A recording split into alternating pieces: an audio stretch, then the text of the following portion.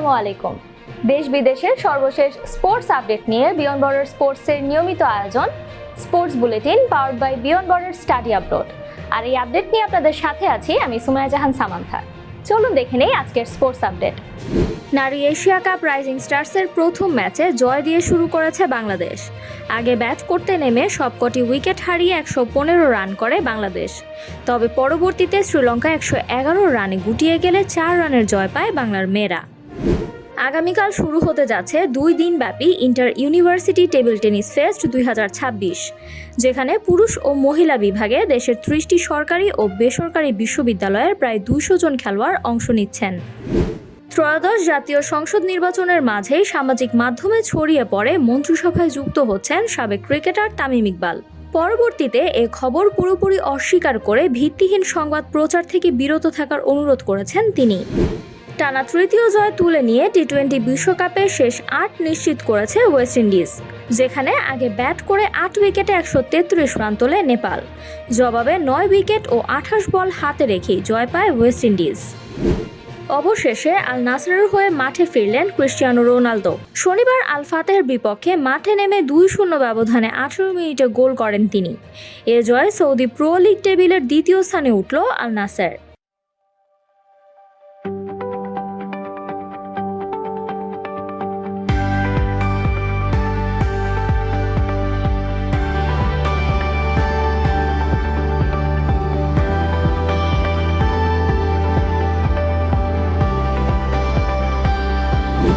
অধিনায়ক এইডেন মার্করামের অপরাজিত 86 রানের ইনিংসে টি-20 বিশ্বকাপে নিউজিল্যান্ডকে 7 উইকেটে হারিয়েছে দক্ষিণ আফ্রিকা।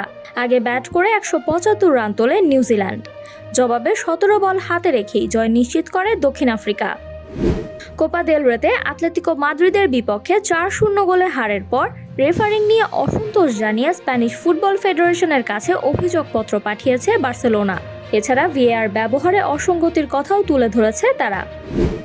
এফএ কাপের চতুর্থ রাউন্ডে স্যালফোর্ডকে 2-0 ব্যবধানে হারিয়েছে ম্যানচেস্টার সিটি, যেখানে ক্রিস্টাল প্যালেসের থেকে ম্যানচেস্টার সিটিতে যোগ দেওয়ার পর ম্যান সিটির জার্সিতে প্রথম গোল করেছেন মার্ক কেহি।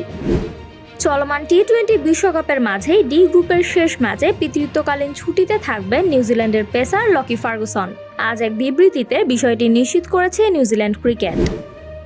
টটেনহ্যাম হটস্পারের অন্তর্বর্তীকালীন কোচ হিসেবে দায়িত্ব পেয়েছেন সাবেক ক্রোয়াট ডিফেন্ডার ইগোর টুডোর।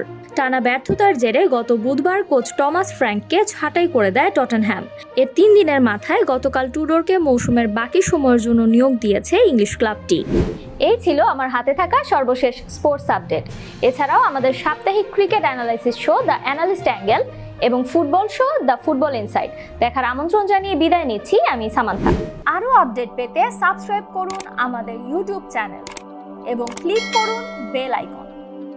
ফলো করুন টিকটক ও ফেসবুক পেজে।